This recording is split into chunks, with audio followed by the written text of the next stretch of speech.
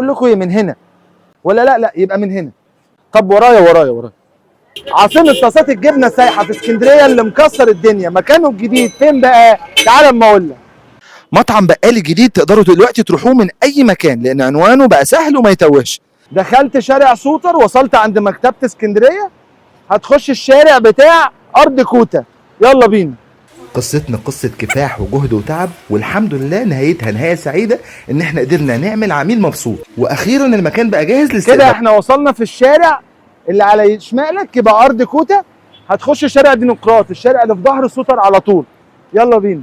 فتخيلوا بقى مكان اكبر واحلى مع طعم طاسات وسندوتشات بقالي اللي ما تتقاومش. هتفوت عمارتين بالظبط. الحمد لله على السلامة.